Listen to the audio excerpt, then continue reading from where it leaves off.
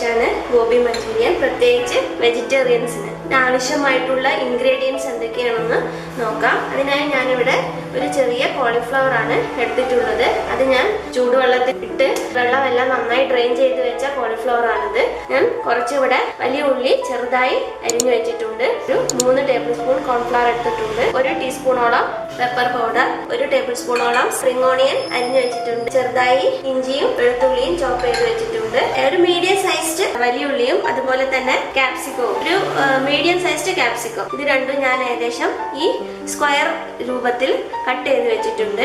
അതുപോലെ തന്നെ നമ്മുടെ ഉള്ളിയുടെ എല്ലാ ഫ്ലോറൻസും നമ്മൾ സെപ്പറേറ്റ് ചെയ്ത് മാറ്റി വെക്കണം. കാരണം നമ്മളിത് ലാസ്റ്റ് ആഡ് ചെയ്ത് കൊടുക്കുമ്പോൾ നമ്മൾ പെട്ടെന്ന് കുക്കായി വരേണ്ട സാധനമാണ്. ഒരു 4 ടേബിൾ സ്പൂൺ മൈദയാണ്, ആവശ്യത്തിനുള്ള ഉപ്പ്, tomato sauce, soya sauce, 1/2 teaspoon അരിപ്പൊടി എടുത്തിട്ടുണ്ട്, ഒരു 5-6 പച്ചമുളക്, ഒരു 1/2 ടീസ്പൂൺ വിനീഗറും നമുക്ക് ഇതിന്റെ ബാറ്റർ ഉണ്ടാക്കുന്നതായിട്ട് ആവശ്യം വരും. അപ്പൊ ഇത്രയും സാധനങ്ങളാണ് ഞാനിവിടെ എടുത്തിട്ടുള്ളത്.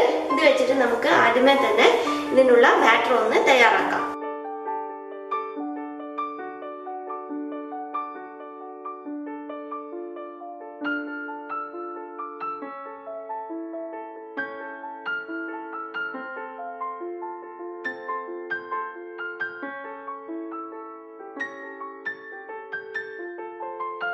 അപ്പൊ നമ്മുടെ ബാറ്റർ ഏകദേശം റെഡി ആയിട്ടുണ്ട്. ഈ കൺസിസ്റ്റൻസിയിലാണ് നമുക്ക് ബാറ്റർ ആവശ്യമായിട്ടുള്ളത്. ഇതിലേക്ക് നമുക്ക് നേരത്തെ ക്ലീൻ ചെയ്ത് വെച്ച കോളിഫ്ലവറിനെ ചെറുതായിട്ടുള്ള ഫ്ലോറൻസ് ആയിട്ട് നമ്മൾ മാറ്റിയിട്ടുണ്ട്. അതിനെ നമുക്ക് ഇതിലേക്ക് ഇട്ട് കൊടുക്കാം.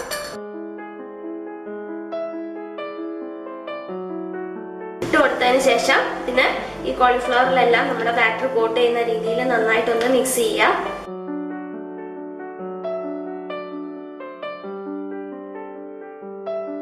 നമ്മുടെ കോളിഫ്ലവറിലെല്ലാം നന്നായിട്ട് മിക്സ് ആയിട്ടുണ്ട്. അപ്പോൾ നമ്മുടെ ബാറ്ററിനെ നമുക്കൊന്ന് 20 മിനിറ്റ് ഫ്രീസറിലേക്ക് മാറ്റാം. അപ്പോൾ നമ്മൾ കോളിഫ്ലവർ വറുക്കാനുള്ള എണ്ണ ഒരു ചട്ടിയിലേക്ക് ഒഴിച്ചു കൊടുക്കാം. ആവശ്യത്തിനുള്ള എണ്ണ മാത്രം ഒഴിച്ചാൽ മതി. എന്നിട്ട് നമുക്ക് അതിനെ വറുത്തെടുക്കാം. തീ ഒന്ന് മീഡിയത്തിലേക്ക് മാറ്റിയതിന് ശേഷം ഇതിനെ ഒന്ന് വറുത്തെടുക്കാം. അപ്പം ഞാൻ തീ മീഡിയത്തിലേക്ക് മാറ്റിയിട്ടുണ്ട്. നമ്മുടെ എണ്ണയെല്ലാം ചൂടായി. നമുക്ക് ഇതിന് ഓരോന്നിനായിട്ട് ഇതിലേക്ക് ഇട്ട് കൊടുക്കാം.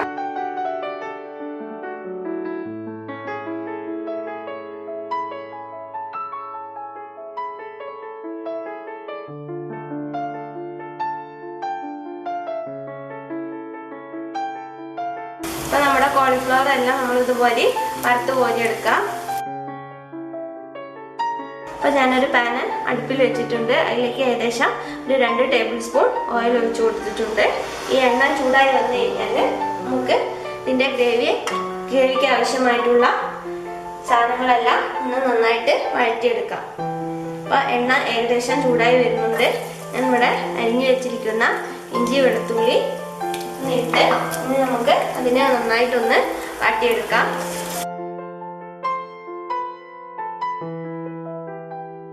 ഇഞ്ചി വെളുത്തുള്ളി ഏകദേശം ഒന്ന് മൂത്ത് വന്നു കഴിഞ്ഞാൽ നമുക്ക് അതിലേക്ക് നമ്മൾ അരിഞ്ഞു വെച്ചിരിക്കുന്ന സ്പ്രിംഗ് ഓണിയൻ ഒന്ന് ഇട്ട് കൊടുക്കാം.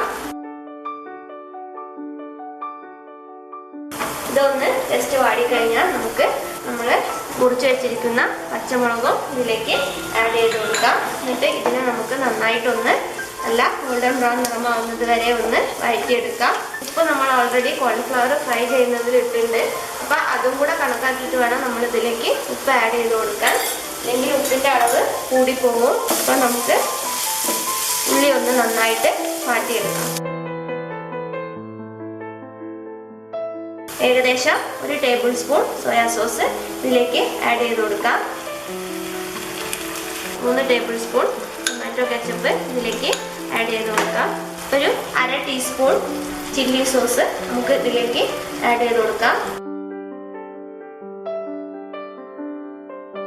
1/2 ടീസ്പൂൺ വിനിഗറും ഇതിലേക്ക് ആഡ് ചെയ്ത് കൊടുക്കാം.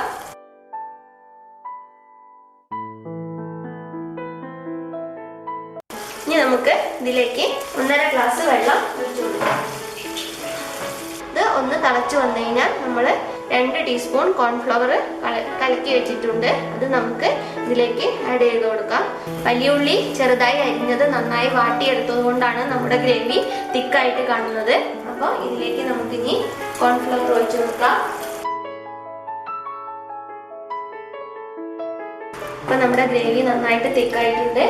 നമുക്ക് ഇതിലേക്ക് കോളിഫ്ലവർ ആഡ് ചെയ്ത് കൊടുക്കാം. ഇതിന് മുന്നായി നമ്മൾ ഇട്ട ഉപ്പെല്ലാം പാകമാണോ എന്ന് നന്നായിട്ടൊന്ന് നോക്കണം. ഉപ്പെല്ലാം കറക്റ്റാണ്.